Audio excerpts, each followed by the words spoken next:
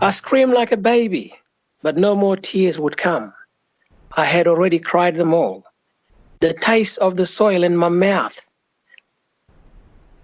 as Anyang and his lieutenant rained more blows down on me. They had tied me like a captured animal, arm yanked behind my back with a rope cinch tied around my elbow and lashes to my bound ankle. The arrangement was so extreme, I worried my shoulder bone might crack or my arm might be pulled from their socket. As I lay face down in the dirt under the African sun, my skin slots off like wet paper where the coarse rope sewed through it. At that moment, there was nothing in my world other than total, endless, blinding pain. Anyang wasn't done with me yet, though.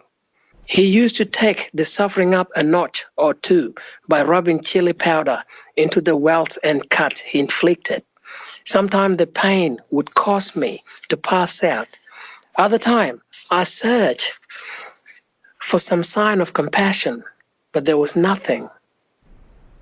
Just a mask of brutality. It's hard to believe we were just kids. Anyang was 16, and I was small, skinny, and barely 13 years old. Welcome to the Good Reading Magazine podcast, sponsored by Pantera Press. Good Reading is a monthly magazine dedicated to books and reading and aims to help readers discover their next favourite book. You can find out more about the books discussed on today's podcast at goodreadingmagazine.com.au.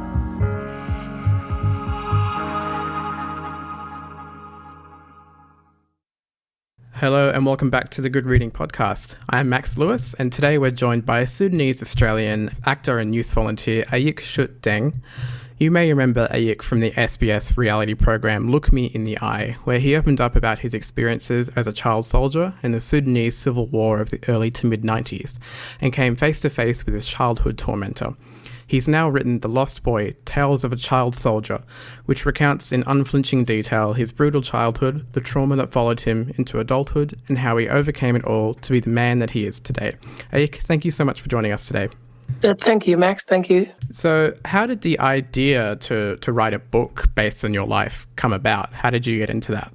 Well, after I came face to face with Anyang on that show on SBS Look Me in the Eye, it sort of like opened the door for me, because after the show and when after I forgave Anyang, and I felt good that I let go, and then the opportunity of a book came up, and I thought, okay, when I was on the show, it was just me and Anyang, which was just that 5% of my life was with Anyang during the training. But the rest of my life, the other 95%, I spent it somewhere. So I thought I might as well just talk about all the things that I kept to myself since I came here. And that might help me move on with my life. And that's what I did. And when you were writing the book with Craig Henderson, what was that like?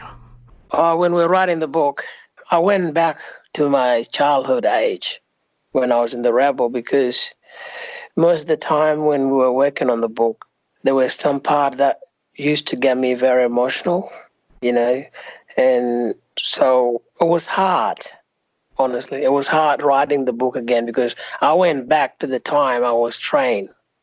That's what I did. So there'll be a moment when there's tears, and there'll be a moment where I laugh, because it wasn't just about the war. There are some funny, silly things that I've done in the war that when I look back, I can just laugh about it. And there are moments when I look back, tears come straight away. You know what I mean? So it was hard. It was like reliving my life all over again. And how did Craig Henderson help in that process of writing the book? What role did he play?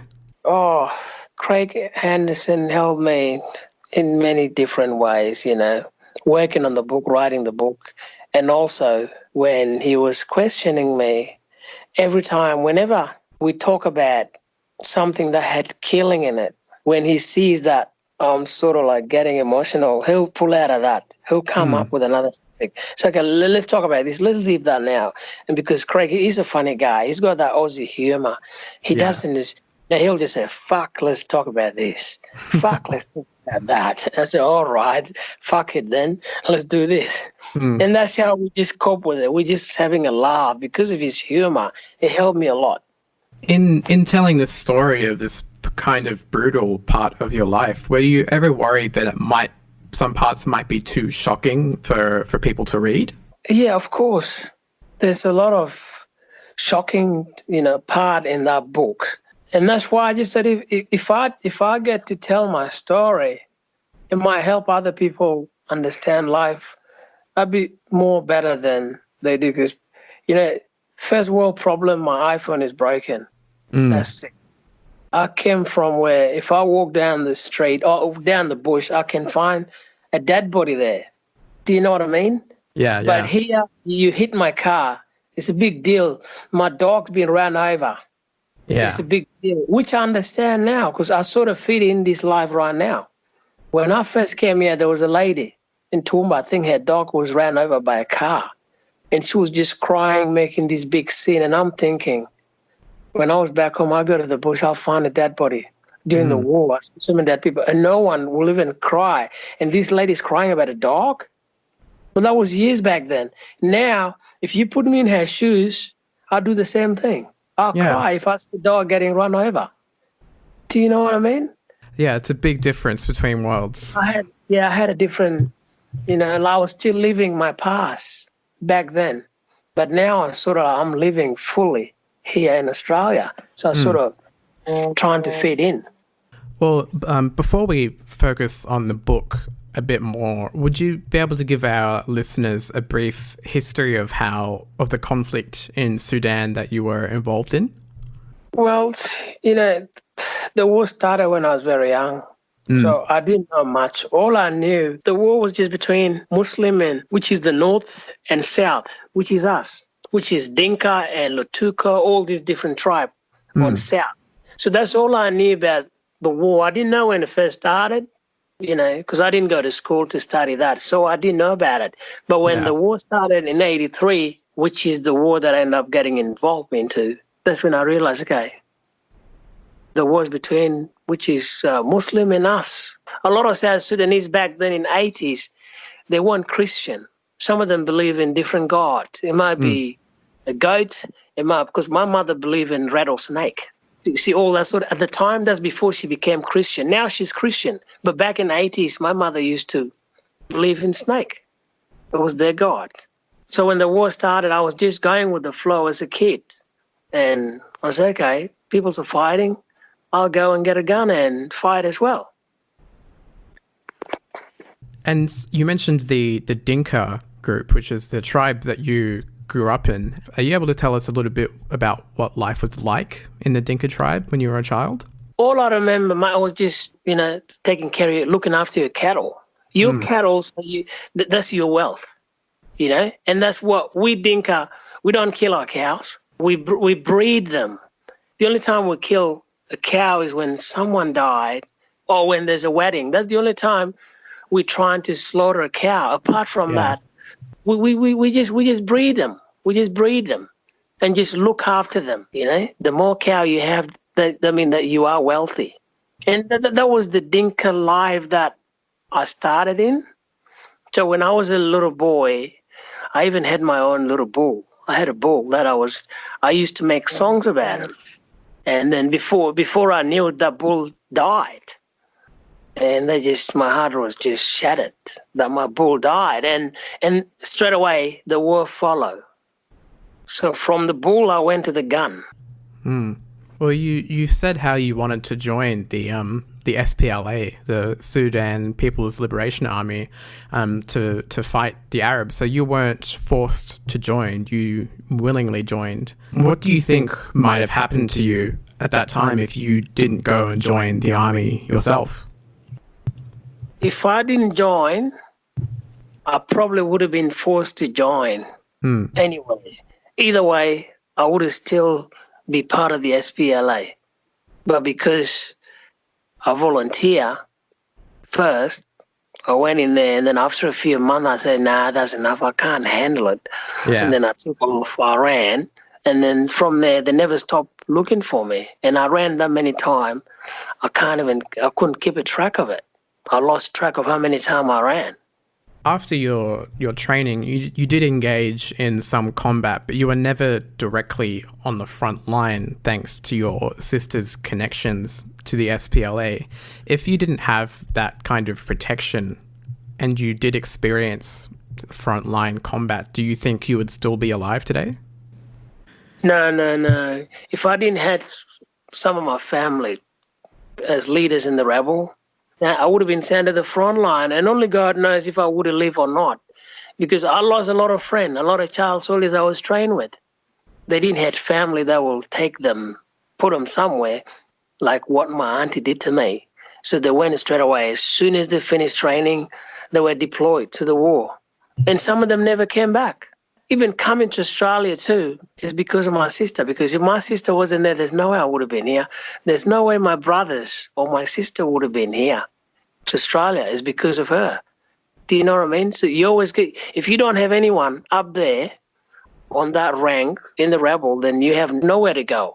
You just got to fight until you die, or with a bit of luck, you might live. Yeah. Well, your way out of the conflict in Sudan was when you and your family were allowed passage to Nairobi in Kenya, thanks to your sister. How do you think your life may have panned out if you weren't able to leave Sudan? You know, if I didn't come here, I would have died. And the reason is, I was a very angry little child soldier when I was in there. I pulled guns on anyone. I even pulled grenade on people. Yeah. And these are the people with me, people who are rebel as well. It's like your friends, yeah. Yeah, my friends. And if somebody is annoyed me, I'll just walk to the room and pull a gun, because I didn't care. People used to just look at me and say, come on, put it down. Put it down. You put the gun down. What do you think you're doing? And I'll just stand there. Later on, I just unload my gun, put the bullet back in the magazine, and just have a seat. Why do you think you were acting in such an angry and spontaneous way back in those days? I think it's because of what I went through during the training. I just thought, because when I was getting trained with other child soldiers, all I wanted to do is just to make sure I got my gun. I couldn't wait to finish the training and get given a gun. And then as soon as they gave me a gun, I just felt like, okay, I got 30 bullets in my magazine, plus another 3 magazines on the side, and then 1 bullet in the chamber. So I just felt so good that anyone play with me, I'll shoot them. But something held me back. There was a few moments when I look back now, I said, if I got my hand on that gun at that time, I swear to God, I would have killed someone. But something always happened to me. Yeah. Something come and just pull me back. Well, you and your family were finally granted asylum to Australia in 1996, and you moved to Toowoomba in Queensland. What was the biggest shock to you and your family going from Sudan to Queensland in Australia? The biggest shock was, man, I can eat like this every day and I'm full. Because there's no way I can tell you in Africa to eat for a week. I've never had that. But when I came in, it was just a day after day. You just got to eat. You just got to eat the meat, everything. Because you know where we come from. Meat is like a luxury thing. It's hard to get. Because you didn't kill your cattle, yeah. We didn't kill our cattle. So you come here, you walk down the road, you can bring a whole cow if you want. And we just came from Africa. All we're eating is just meat every single day. But it didn't last long in my mind for me, because the second year I start having nightmares. You know, for example, I used to feel like in my dream that I've been shot, and all I can hear is just a fly buzzing around me, bzzz, buzzing around my rotten body. And then I'll just struggle to open my eye. But as soon as I open my eyes, it's around 4 o'clock, and all I can hear is just the traffic down the road. cars going, and I thought, okay, I just explained the dream my own way. Like, okay, that means that the traffic down the road was like a fly, but I used to get shot at in Africa, so that happened in the dream, but the flies is the traffic. You know what I mean? And then my daydream, my night dream turned into daydreams. But the daydream one is not dreaming. It's not dreaming. It's just actually happening to me. So if I'm in the kitchen with this big tray of meat, I'm cutting meat. I've got to cook a stew, lentil stew with lamb and all that. So I have meat in front of me, maybe just say 4 kilos or 5 kilos sitting in front of me, because there were 12 of us in the family. And I have to cook for everyone there. So I have these 5 kilos in front of me, and I have to cut that meat. And then when I start cutting into it, something would tell me in my head, hey, you're cutting your nephew and nieces. And I'm here, I'm staring at the meat, and this little thing telling me in my mind, oh, you're cutting your nephew. So what I do, I'll just stab the knife in the meat, and I run to the park. I'll just sit there, and I'll just think. Sometimes I used to cry until then when my nephew started running to the park and come toward me, I wipe my face pretty quick before they know what's happening. So I kept everything to myself because I never wanted to talk to them. Because if I go and tell my sister, she says, you're just going mental. You mentioned that mental illness was seen as a kind of weakness in the Dinka tribe, and that's why you never talk to your family about what you were feeling. It's all of us. My younger brother, he was in the rebel too. He lives in Toowoomba now. He never seen a counselor or psychiatrist. Never. Yeah. I don't know how he kept himself together. I can't see any sign of a mental illness in him. I don't see that. But inside there is something that just bothering him. But he just can't talk about it. After you came to Australia, we can look back and see that you were suffering from PTSD, but when you tried to seek help for what you were experiencing, you were incorrectly diagnosed with schizophrenia and placed on antipsychotic medication. Do you know why the doctors seemed to think that you were schizophrenic? My English wasn't as good as it is right now, and I used to think that maybe I didn't explain myself pretty well to the doctor or to the psychiatrist. That's what I used to think. But at the time I went there, I never seen a psychiatrist, never saw one before. Until in 2002, my girlfriend and I, we broke up. So I was a bit sad, I was a bit down. And what happened was I started hanging out with wrong people. They say, have a beer, you'll be all right. Oh, have a bong, you'll be all right. Just have a little smoke of weed, you'll be all right. You forget about that. And so I probably had smoked a little weed here.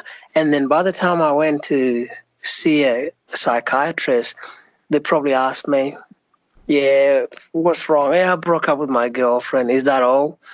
Yeah, that's what got me. There's nothing, because I never talk about my past, Because I used to think that everybody got their problems. So I'm not going to go there and tell, I was in the war and this happened to me. No, people here got their own problem too. So I used to think that it's not a big deal. Whatever I went through in the war is not a big deal. The big problem I have now, my girlfriend left me. And now this is the biggest problem I have. And then when the psychiatrist asked me, okay, have you been smoking weed? Yeah, a little bit. You been drinking? Yeah, a little bit. Tell me a little bit about yourself, about your background. Where you come from? I'm Sudanese. I used to be a boy soldier, and that's it. And that's it. That's what I used to tell people, because there's nothing. I didn't want any treatment. Maybe I was diagnosed from what I said that I smoke a bit of pot. Maybe that's why he said, okay, it's schizophrenia. Probably. I'm not sure. I don't know. During this time, because of the antipsychotic medication and the fact that you weren't being treated for the PTSD, you were engaging in a lot of kind of risk-taking behavior. Why do you think you were living so recklessly? Oh, because, when I was put on medication, and then I felt like I had no life, because all you do, you just, at night you take medication, in the morning you do the same thing, and all they do, they just numb you. That's what they do. And all of a sudden, connected with wrong people who are just on medication as well, or doing some hanging out with the wrong crowd, using medication and illegal drugs at the same time. I think that my turnaround came when the mother of my child left me. My little boy was born, my little son was born 2006. And then 2008, me and my ex-girlfriend, the mother of my child, we separated. And then from there, because I love her so much and I love my child, and I thought, okay, I need to change. Because she used to tell me, you need to get a job.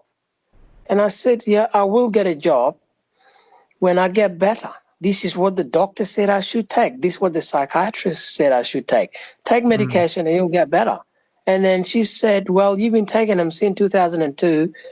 Now it's 2008 and you're still not getting better. And at the time I was using illegal drugs, smoking pot here and there.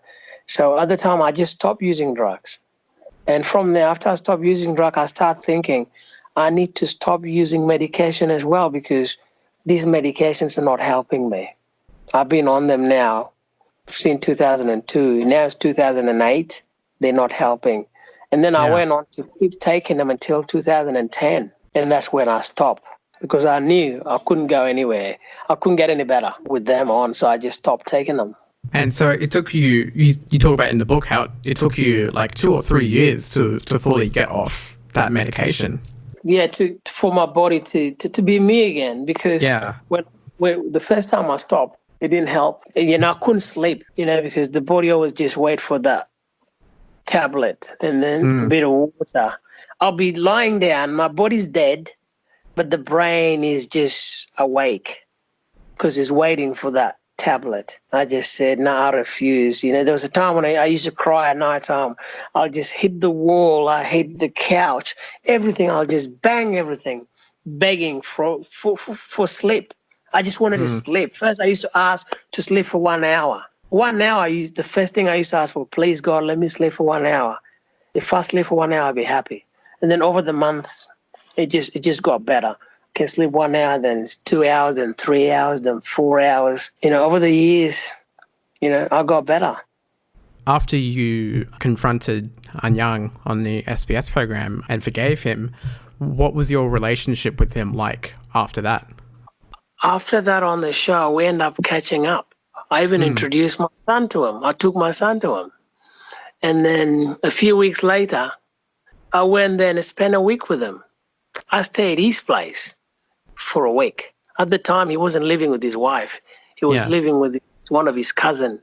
So what I did there, I just went there for a full week. I go to work, and after work, I drive there and sleep over there.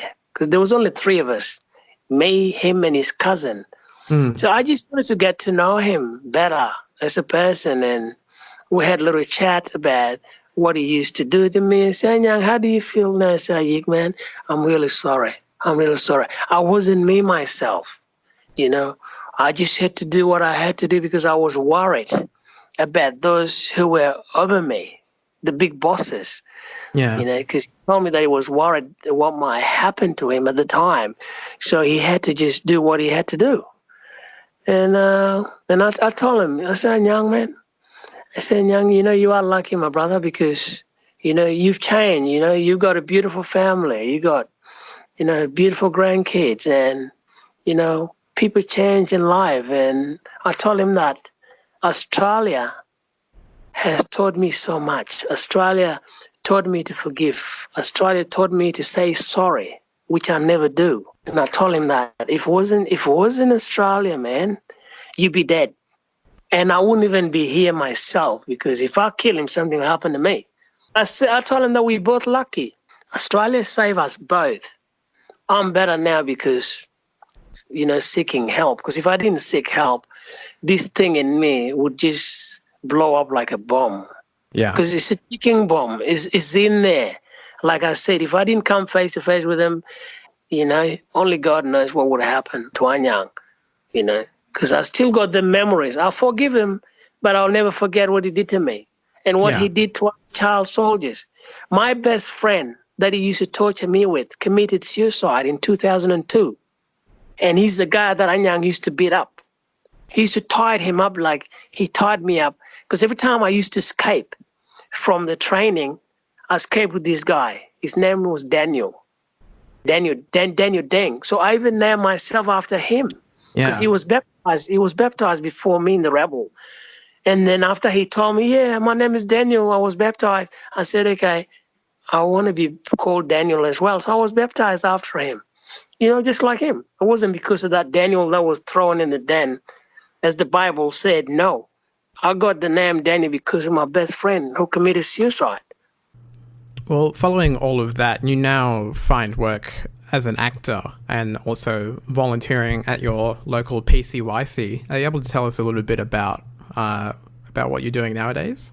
I tried to get into acting, acting is a hard industry in Australia anyway, And so, but they make a lot of, when they make movies here down the Gold Coast, the only movies that I can get into like American.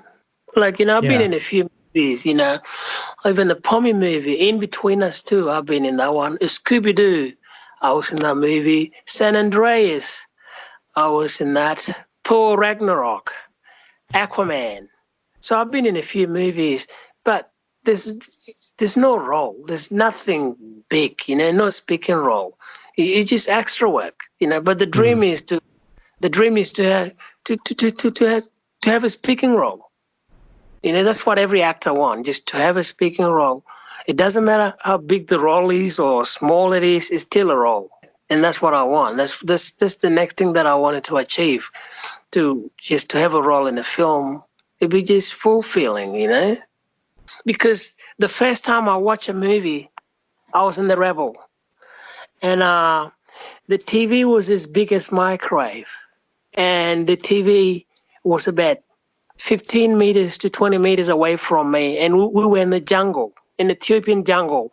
And the power for the TV was from a little generator. And they put the TV to the max. It was black and white as well. And the movie was Commando. That was the first movie I ever watched in my life. That was the first movie I ever watched in my life.